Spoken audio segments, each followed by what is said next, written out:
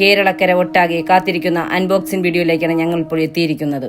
എന്റെ അച്ഛന്റെ സമാധി ഇപ്പം മറ്റുള്ളവരെ സാമാനത്തിൽ കയറി കൊള്ളുന്നെന്ന് എനിക്ക് നന്നായിട്ട് അറിയാം എന്ന് പറഞ്ഞ് അച്ഛനെ പിടിച്ച് എനിക്ക് ഗീവേ കൊടുക്കാൻ പറ്റൂ?